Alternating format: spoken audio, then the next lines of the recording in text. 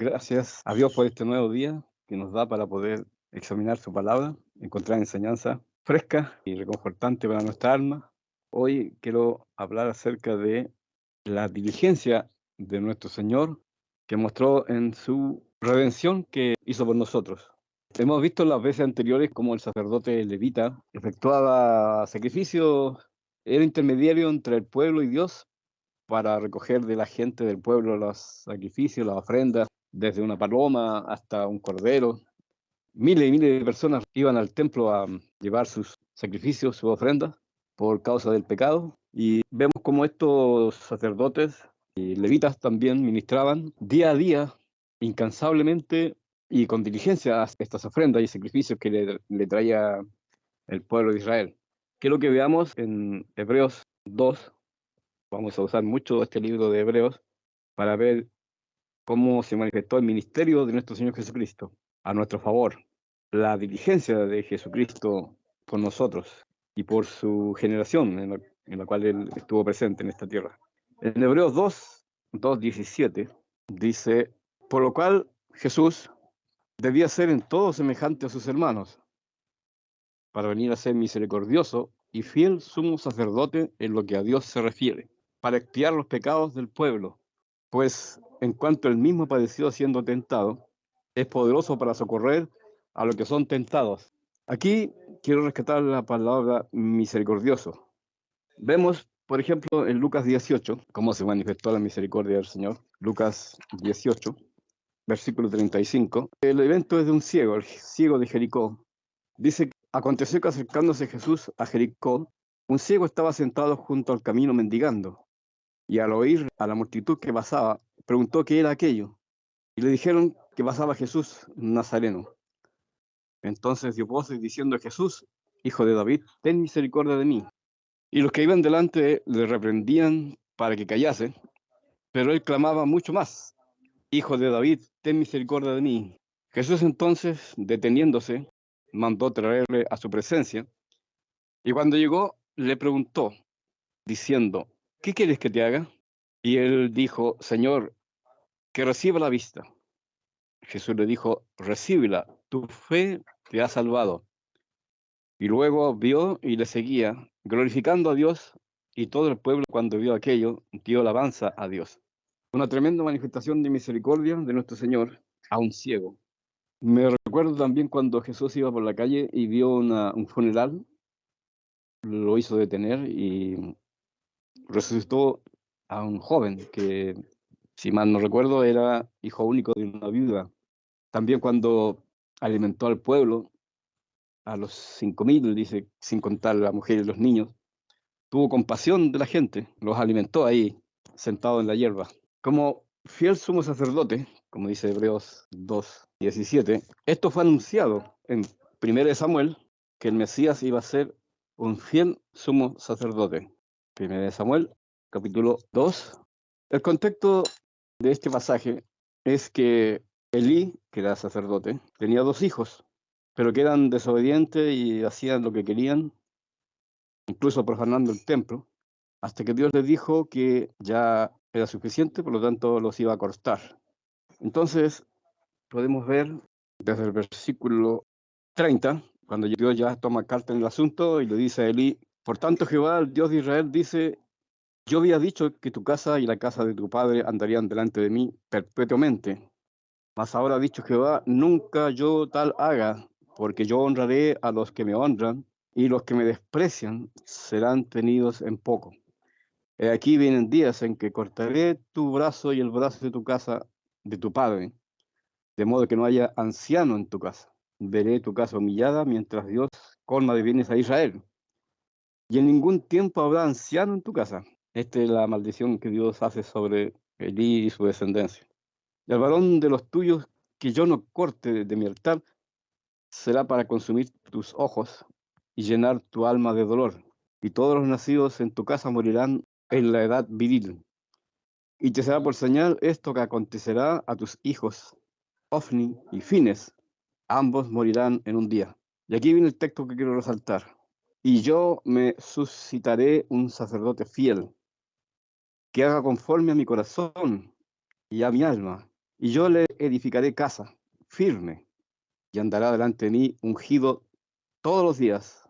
Y el que hubiere quedado en tu casa vendrá a postrarse delante de él por una moneda de plata y un bocado de pan, diciéndole, te ruego que me agregues alguno de los ministerios para que pueda comer un bocado de pan. Entonces vemos cómo Dios ya prometía aquí en Samuel un sacerdote fiel, que iba a hacer todo conforme al corazón de Dios y a su alma, y por lo cual le iba a edificar una casa firme, como dice Hebreos 3, la cual casa somos nosotros, la iglesia de Cristo. A propósito, podemos ver ese versículo de Hebreos 3. Moisés dice que fue fiel a la casa de Dios como siervo. Estoy leyendo Hebreos 3, 4. Porque toda casa es hecha por alguno, pero el que hizo todas las cosas es Dios. Y Moisés, a la verdad, fue fiel en toda la casa de Dios. Fue riguroso en cuanto a todo lo que Dios le mandó, pero lo hizo como siervo, como dice ahí, para testimonio de lo que se iba a decir. Pero Cristo fue fiel a la casa de Dios, pero como hijo sobre su casa, es decir, con más autoridad que Moisés, que era el siervo. Jesús actuó y ministró como hijo sobre su casa, la cual casa somos nosotros, si retenemos firme hasta el fin la confianza y el gloriarnos en la esperanza. También podemos ver cómo Jesús se compadecía, ahí mismo en el capítulo 4 de Hebreos, podemos ver lo siguiente, Hebreos 4:14. Por tanto, teniendo un gran sumo sacerdote que traspasó los cielos, Jesús, el Hijo de Dios, retengamos nuestra profesión, porque no tenemos un sumo sacerdote que no pueda compadecerse de nuestras debilidades, sino uno que fue tentado en todo según nuestra semejanza, pero sin pecado. Acerquémonos pues confiadamente al trono de la gracia para alcanzar misericordia y hallar gracia para el oportuno socorro. Después dice el capítulo 5, porque todo sumo sacerdote tomado entre los hombres es constituido a favor de los hombres. Tiene que obrar este sumo sacerdote para ministrar los sacrificios y las ofrendas que, como dije, traían todos los días y durante todo el día a los sacerdotes que ministraba ahí en el templo, en el santuario. Tenían que con diligencia tomar la ofrenda del pueblo y primero verla, revisarla si estaba correcto, si estaba bien, si no tenía magulladura, defectos, si no estaba tuerto, pierna quebrada, que no estuviera manchado. Tenía que ser una ofrenda perfecta para que el ofrendante no tuviera problemas con Dios, de que le fuera rechazada su ofrenda. Por lo tanto, era crucial la labor de los sacerdotes. Tenían que ser fiel en este asunto, tenían que ser responsables también, no dejar pasar. Bueno, después en el tiempo después se relajaron, como vemos más adelante, y dejaban pasar cualquier ofrenda. Eso ocurrió en el tiempo después. Pero el mandato para ellos era ser fiel y fueron constituidos para administrar las ofrendas y los sacrificios que el pueblo traía a Dios. Tenían que ser diligentes.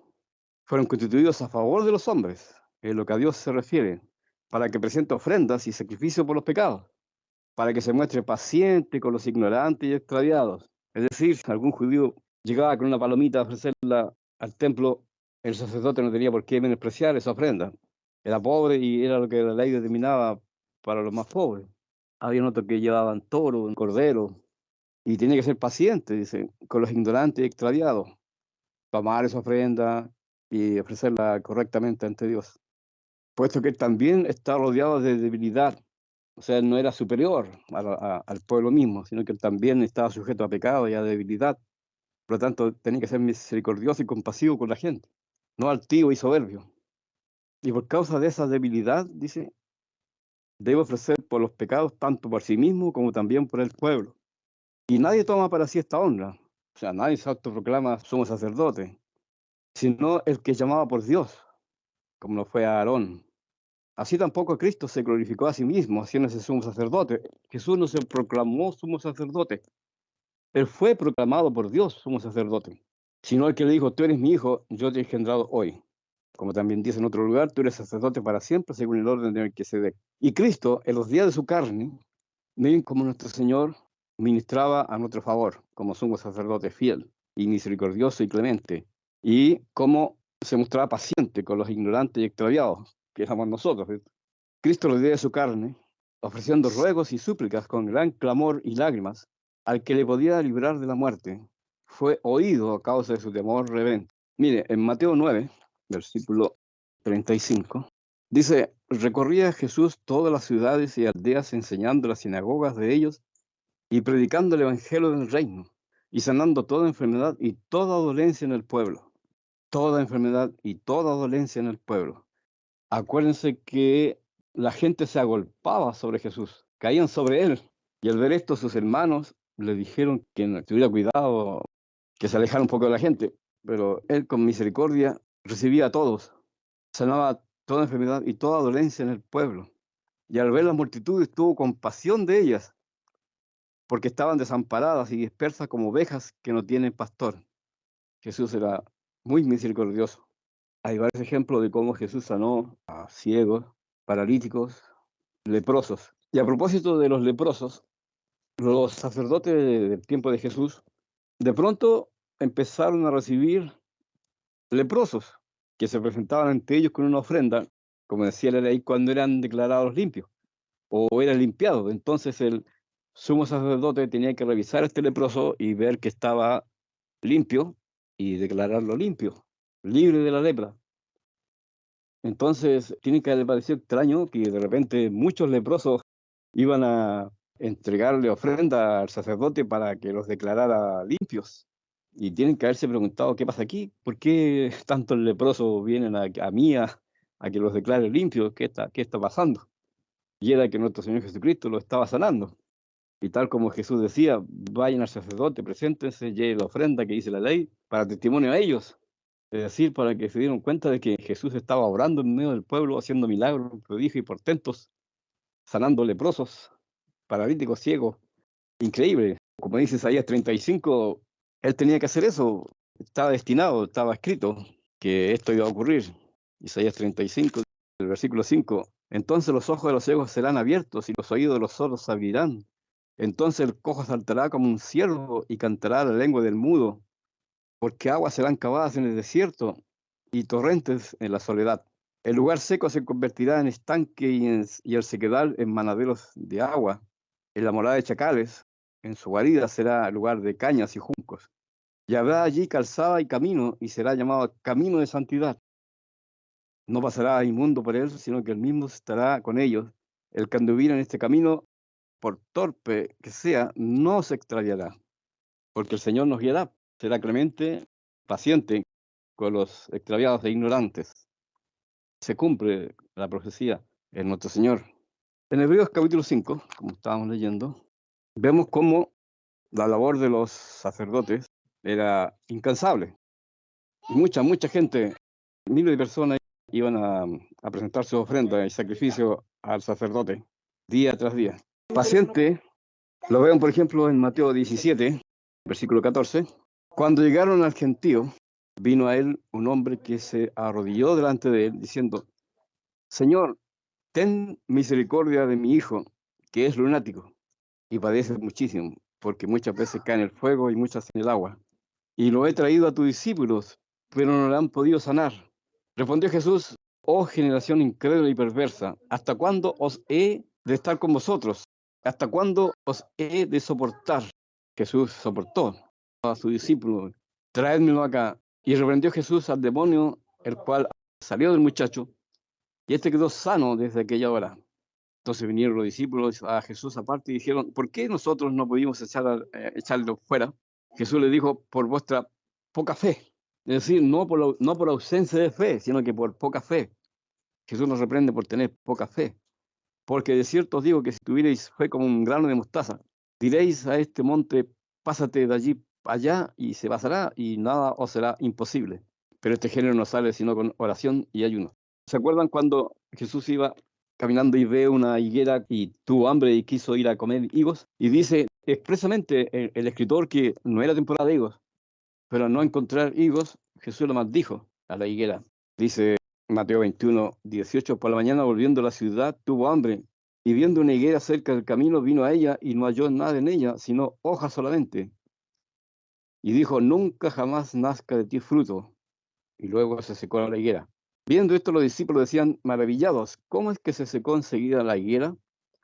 Respondiendo Jesús les dijo, de cierto os digo que si tuvierais fe y no dudareis, no solo haréis esto de la higuera, sino que si a este monte dijereis, quítate y échate en el mar, será hecho. y todo lo que pidiereis en oración, creyendo, lo recibiréis. O sea, Jesús no maldijo la higuera por capricho, sino que para dar una lección a los discípulos de fe, de que si tuvieran fe, harían lo mismo y más.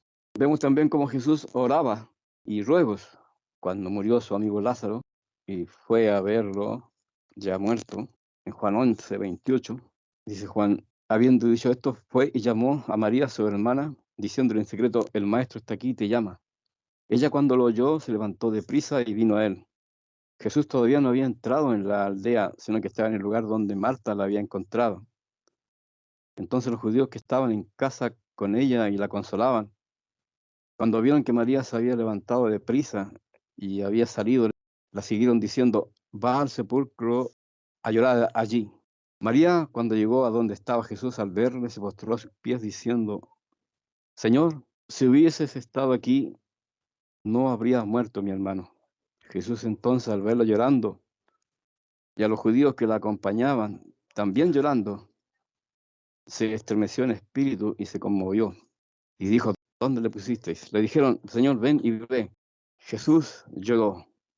Dijeron entonces los judíos, mirad cómo le amaba a su amigo Lázaro. Y algunos de ellos dijeron, ¿no podía este que abrió los ojos al ciego haber hecho también que Lázaro no muriera? Jesús, profundamente conmovido otra vez, vino al sepulcro. Era una cueva y tenía una piedra puesta encima. Dijo Jesús, quitad la piedra. Marta, la hermana del que había muerto, le dijo, Señor, hiede ya porque es de 4 días. Jesús le dijo, ¿no te he dicho que si crees verás la gloria de Dios? Entonces quitaron la piedra de donde había sido puesto el muerto. Y Jesús, alzando los ojos a lo alto, dijo, Padre, gracias te doy por haberme oído. Yo sabía que siempre me oyes, pero lo dije por causa de la multitud que está alrededor, para que crean que tú me has enviado. Y habiendo dicho esto, clamó a gran voz, Lázaro, ven fuera. Y el que había muerto salió, atada las manos y los pies con vendas, y el rostro envuelto en un sudario. Jesús le dijo, desatadle y dejadle ir.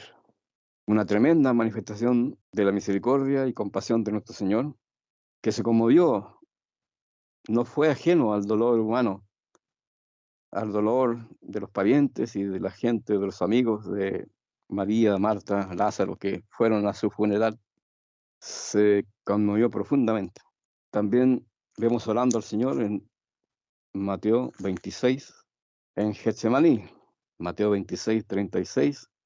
Entonces llegó Jesús con ellos a un lugar que se llama Getsemaní y dijo a sus discípulos, sentaos aquí, entre tanto que voy allí y oro. Y tomando a Pedro y a los 2 hijos de Zebedeo, comenzó a entristecerse y a angustiarse en gran manera. Entonces Jesús les dijo, mi alma está muy triste hasta la muerte. Quedaos aquí y velad conmigo. Jesús realmente tomó su ministerio con diligencia, con seriedad, con compromiso por los que iba a redimir. Y aquí lo vemos profundamente triste, porque veía que se venía su muerte, el castigo que iban a hacer sobre él, sobre su cuerpo, y ser crucificado y muerto, entregado a los gentiles, muerto en la cruz. Mi alma está muy triste hasta la muerte. Quedaos aquí y velad conmigo. Jesús quería compañía, quería no estar solo, quería que lo acompañaran. Yendo un poco adelante, se postró sobre su rostro, orando y diciendo, Padre mío, si es posible, pase de mí esta copa, pero no sea como yo quiero, sino como tú. Vino luego a sus discípulos y los halló durmiendo. Y dijo a Pedro, así que no habéis podido velar conmigo 1 hora. Velad y orad para que no entréis en tentación. El espíritu, la verdad, está dispuesto, pero la carne es débil. Otra vez fue y oró por segunda vez, diciendo, Padre mío, si no puede pasar de mí esta copa sin que yo la beba, hágase tu voluntad. Vino otra vez y los halló durmiendo, porque los ojos de ellos estaban cargados de sueño. Jesús fue diligente en este sentido. Él no pasó la noche que fue entregado con pereza, sino diligente en oración. Oró pues, dice por segunda vez, diciendo, Padre mío, si no puede pasar de mí esta copa sin que yo la beba, hágase tu voluntad. Vino otra vez y los halló durmiendo, porque los ojos de ellos estaban cargados de sueño. Y dejándolo se fue de nuevo y oró por tercera vez, diciendo las mismas palabras. Entonces vino a sus discípulos y les dijo: dormid ya y descansad. He aquí ha llegado la hora, y el Hijo del Hombre es entregado en manos de pecadores. Levantaos, vamos, ved, se acerca el que me entrega. Judas, ¿cierto? Con mucha gente con espada y palo. Arrestaron a nuestro Señor como un delincuente. Ahora, en Hebreos 7, volviendo otra vez a este libro maravilloso, del 23 al 28. Y los otros sacerdotes, o sea, los de Aarón, los del sistema levítico, llegaron a ser muchos, debido a que por la muerte no podían continuar. Es decir, moría un sacerdote y lo reemplazaba otro. Moría este y lo reemplazaba otro. No era permanente el sumo sacerdote. Por causa de la muerte, tenía que reemplazarlo otro.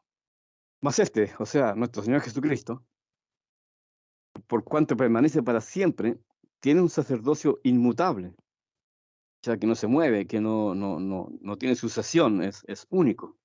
Por lo cual puede salvar perpetuamente a los que por él se acercan a Dios, viviendo siempre para interceder por ellos, tal cual lo hacían los sacerdotes levíticos, que intercedían por el pueblo ante Dios. Jesucristo, también con un sacerdocio inmutable, vivió y sigue viviendo siempre, eternamente, para interceder por nosotros. Entonces Jesús tiene un mejor sacerdocio, superior, infinitamente superior, porque tal sumo sacerdote nos convenía, santo, inocente, sin mancha, apartado de los pecadores y hecho más sublime que los cielos, que no tiene necesidad cada día, como aquellos sumos sacerdotes, de ofrecer primero sacrificio por sus propios pecados y luego por los del pueblo, porque esto lo hizo una vez para siempre, ofreciéndose a sí mismo, porque la ley constituye sumos sacerdotes a débiles hombres que morían y tenían que ser reemplazados por otros, y así sucesivamente. Pero la palabra del juramento posterior a la ley, al Hijo, hecho perfecto para siempre. Dice ahí que Jesús era santo, inocente, sin mancha, apartado de los pecadores y hecho más sublime que los cielos, aunque en esta tierra se hizo menor que los ángeles y siervo de los hombres, se humilló, haciéndose a semejanza de los hombres. Miren, quiero que veamos un versículo que siempre me llama la atención, que no cualquiera puede decirlo como el Señor lo hizo. Juan 8:46, hablando con los judíos, ahí en disputa con los judíos, a quienes les dice que su padre es el diablo, por eso son homicidas y quieren matarlo, a Jesús. Dice en el versículo 46, ¿quién de vosotros me redarguye de pecado? Esta es una palabra de Jesús poderosísima. ¿Quién de ustedes puede redarguirme de pecado? ¿Quién de ustedes puede decir que yo soy un pecador o que yo he cometido pecado? Para decir esto, el Señor Jesucristo tenía que tener su conciencia absolutamente limpia, sin el menor atisbo de hipocresía, de engaño, de falsedad. Él estaba plenamente convencido de su naturaleza divina y santa, y desafía a los judíos a ver si alguien pudiera decirle o sacarle o mostrarle algo que él haya hecho, algún pecado, alguna ofensa, algún engaño, algún robo. Por eso digo que esta frase de nuestro Señor es muy potente, porque nadie en su sano juicio podría atreverse a decir: ¿quién me puede acusar a mí de pecado? No podemos hacer esto nosotros, los seres humanos. Los hombres no podemos decir semejante cosa. Por eso que aquí vemos a nuestro Señor con una conciencia absolutamente limpia. Ahora, en Hebreos 8 vemos otra característica de la obra redentora de nuestro Señor, que hasta ahora hemos visto que es perfecta, superior al sacerdocio arónico o levítico. En Hebreos 8, del 1 al 7, leemos lo siguiente. Ahora bien, el punto principal de lo que venimos diciendo, y también de lo que yo vengo diciendo, es que tenemos tal sumo sacerdote, el cual se sentó a la diestra del trono de la majestad en los cielos, ministro del santuario y de aquel verdadero tabernáculo que levantó el Señor y no el hombre. Y aquí hay una definición de lo que debía ser el sacerdote levita, porque todo sumo sacerdote está constituido para presentar ofrendas y sacrificios, por lo cual es necesario que también éste tenga algo que ofrecer. Así que entiendo aquí yo que se refiere a Jesús, si estuviese sobre la tierra, ni siquiera sería sacerdote, habiendo aún sacerdotes que presentan las ofrendas según la ley. Es decir, si Jesús hubiera querido ser sacerdote, no hubiera podido, porque además que él era de la tribu de Judá, de la cual nada habló Moisés tocante al sacerdocio, porque él tenía otro sacerdocio que era el de Melquisedec. Ahora, Jesús tampoco podía haber sido sacerdote en esta tierra, porque los sacerdotes que habían, los levitas, dice el versículo 5, los cuales sirven a lo que es figura y sombra de las cosas celestiales. Y la figura y sombras que ellos administraban era Jesús mismo. Todo lo que ellos hacían, los sacrificios, ofrendas, sacrificios, era figura y sombra de Jesucristo mismo. Como se le advirtió a Moisés cuando iba a dirigir el tabernáculo diciendo, mira, haz todas las cosas conforme al modelo que se te ha mostrado en el monte. Pero ahora tanto mejor ministerio es el suyo, cuanto es mediador de un mejor pacto, establecido sobre mejores promesas. Porque si aquel pacto hubiera sido sin defecto, ciertamente no se hubiera procurado lugar para el segundo, es decir, la ley de Cristo, el pacto mencionado por Jeremías en Jeremías 31, que aquí lo da a conocer el escritor. En Juan 19:30, dice, cuando Jesús hubo tomado el vinagre, cuando estaba en la cruz, cuando dijo, tengo sed, para que se cumpliese la escritura, dijo, consumado es, y habiendo inclinado la cabeza, entregó al Espíritu, es decir, murió. ¿Qué quiero decir con esto? Que a diferencia del sacerdocio levítico, que si bien era incansable, una labor permanente, día a día, miles de personas trayendo ofrendas y sacrificios, poco tiempo tendrían para descansar. Sin embargo, Jesús hizo una obra perfecta y acabada, terminada. Aquí en Juan 19:30 vemos que Jesús en la cruz dice, consumado es, acabado está completo, he terminado lo que se me encomendó, todo lo que estaba escrito acerca de mí se cumple, tiene cumplimiento. Entonces ahora Jesús con total seguridad y confianza podía morir y ser sepultado, porque ahora venía la segunda parte que ahora correspondía a su Padre, ser levantado de los muertos, con gloria, ¿cierto? El tercer día como estaba también escrito. Entonces la obra de nuestro Señor es una obra perfecta y acabada, terminada. Ni una jota, ni una tilde fue pasada por alto, sin que Jesús la cumpliera. Por eso que la Escritura dice que Jesús, habiendo efectuado la purificación por nuestros pecados, por medio de sí mismo, se sentó a la diestra de la majestad en las alturas. Terminó su trabajo y se sentó. En Génesis capítulo 2 vemos a Dios haciendo lo mismo. Génesis 2, cuando Dios termina la creación, dice, fueron pues acabados los cielos y la tierra y todo el ejército de ellos. Y acabó Dios en el séptimo día la obra que hizo. Y reposó el día séptimo de toda la obra que hizo. Y bendijo Dios al séptimo día y lo santificó, porque en él reposó de toda la obra que había hecho en la creación. Es decir, la creación misma está completa, terminada, acabada. No hay nada en proceso de creación o que esté evolucionando. No, la creación fue completada, lista, acabada. Y Dios descansó, está todo listo. Por lo tanto, podemos confiar que el sol va a salir todos los días, la luna va a dar su resplandor, no solo porque Dios descansó, sino que también porque Jesús mismo la sustenta. Por cuanto el Señor está vivo, podemos confiar de que saldrá el sol todos los días. Lo que nos da vida. Esto de que salga el sol todos los días no es un mero evento cosmológico, sino que permite que nosotros nos desarrollemos en esta tierra vida, nos proyectemos en el tiempo, hagamos planes, voy a hacer esto, voy a hacer esto otro, voy a tener una casa, tener hijos. Dios permite que vivamos y seamos por medio de su misericordia. Es como un constructor que le encomiendan hacer una casa. Empieza por el fundamento, hace un buen fundamento para que sea la casa firme, levanta paredes con espacio para las ventanas, las puertas, después un techo para resguardarnos de la inclemencia del tiempo, del calor, del frío, la lluvia, y entrega las llaves de la casa terminada a la persona, al dueño. Y este puede entrar a su casa, amoblarla y vivir ahí, en ella, confiando que tiene un buen fundamento, buenas paredes sólidas que van a resistir la inclemencia del tiempo, temblores, una casa acabada en la cual poder vivir tranquilamente.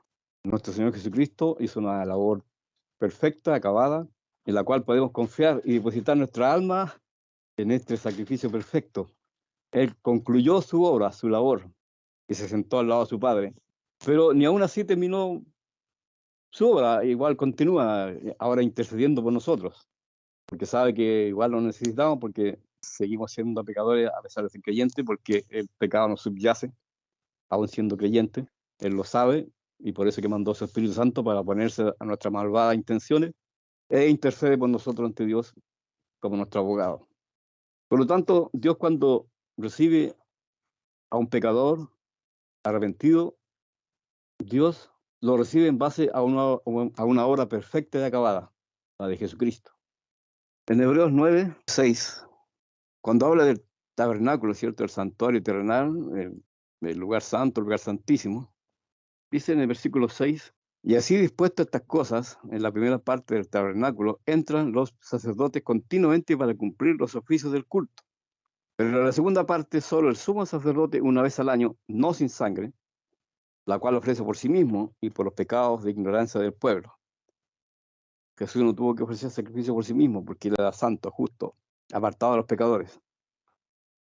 Y por los pecados de ignorancia del pueblo, dando al Espíritu Santo a entender con esto que aún no había sido manifestado el camino al lugar santísimo, entre tanto que la primera parte del tabernáculo estuviese en pie, lo cual es símbolo para el tiempo presente, según el cual se presentan ofrendas y sacrificios que no pueden hacer perfecto en cuanto a la conciencia al que practica este culto, ya que consiste solo en comidas y bebidas de diversas abluciones y ordenanzas acerca de la carne, impuestas hasta el tiempo de reformar las cosas, hasta la venida de nuestro Señor.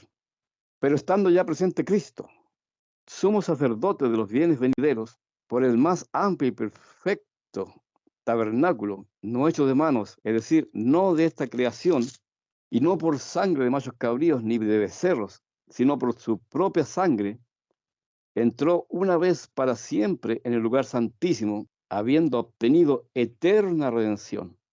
Recuerden que los sacerdotes levitas, por medio de las ofrendas y sacrificios que traía el pueblo, en el Yom Kippur eran perdonados los pecados del pueblo por un año.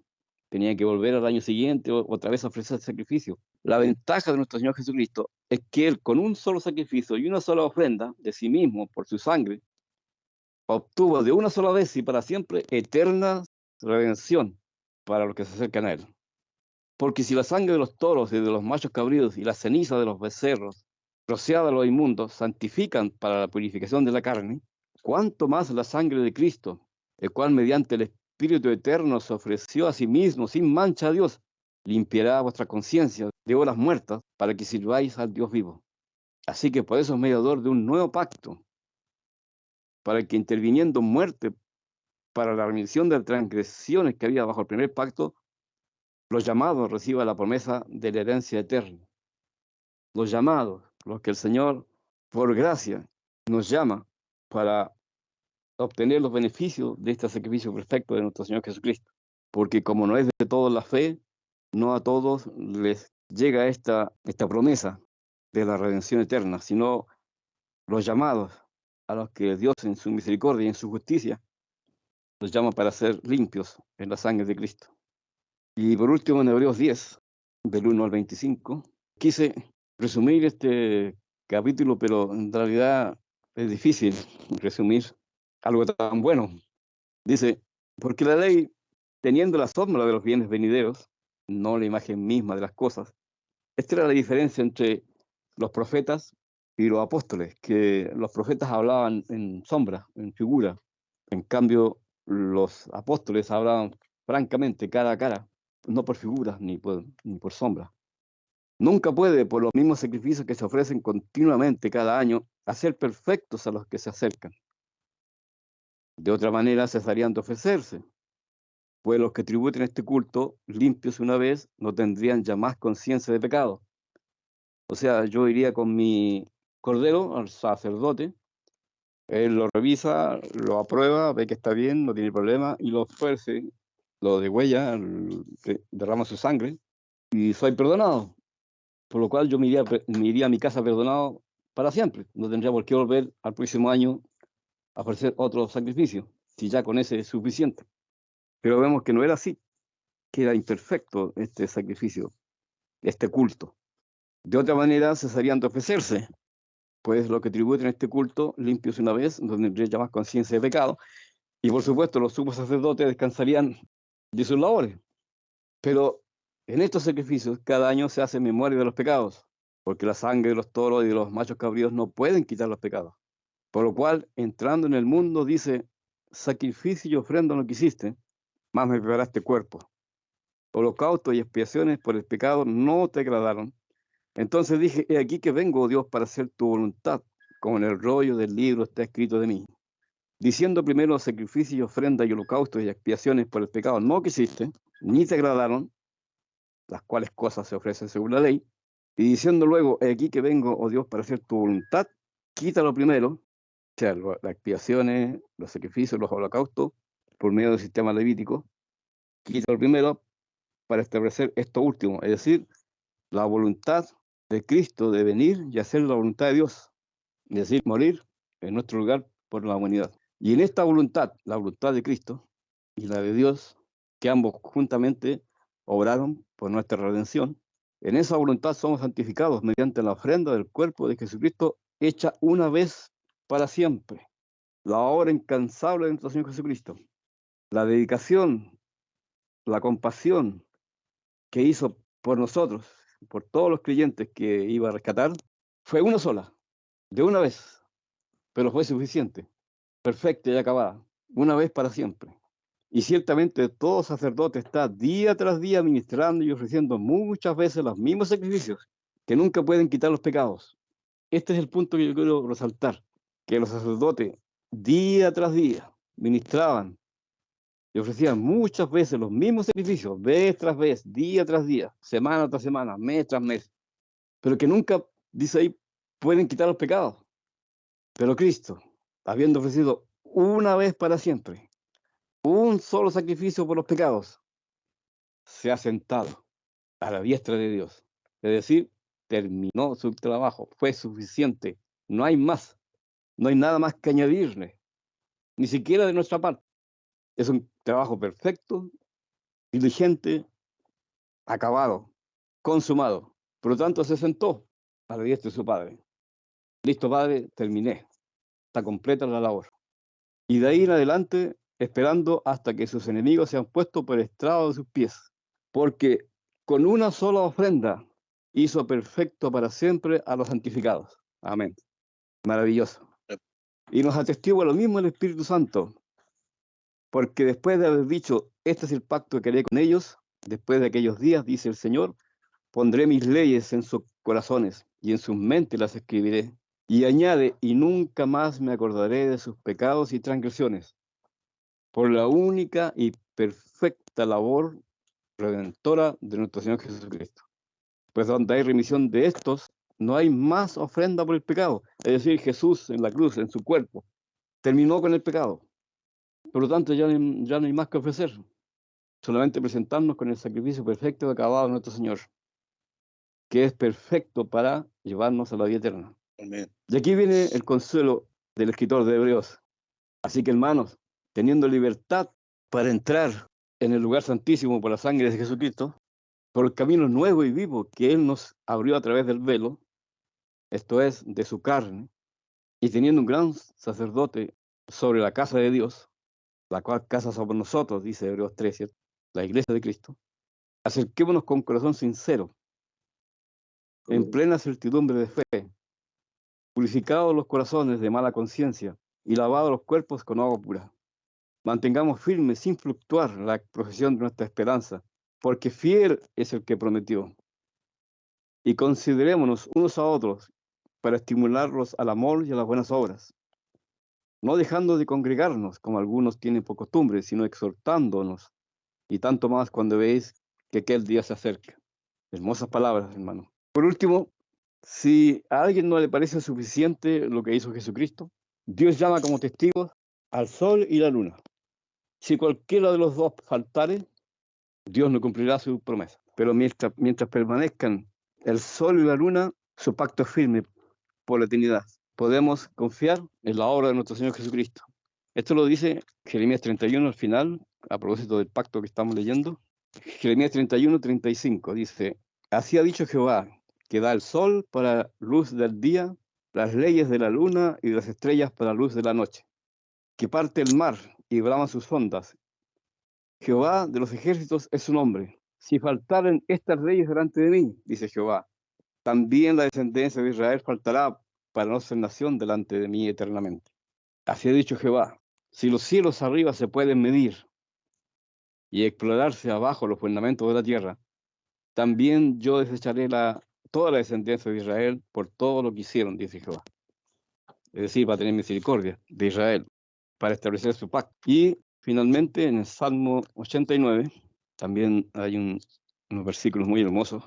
Salmo 89, 19. Y con esto termino. Salmo 89, 19. Entonces hablaste en visión a tu santo y dijiste: he puesto el socorro sobre uno que es poderoso. Aquí está hablando nuestro Señor Jesucristo. He exaltado a un escogido de mi pueblo. Hallé a David, mi siervo. Lo ungí con mi santa unción. Mi mano estará siempre con él. Mi brazo también lo fortalecerá. No lo sorprenderá el enemigo, ni hijo de iniquidad lo quebrantará, sino que quebrantaré delante de él a sus enemigos y heriré a los que le aborrecen.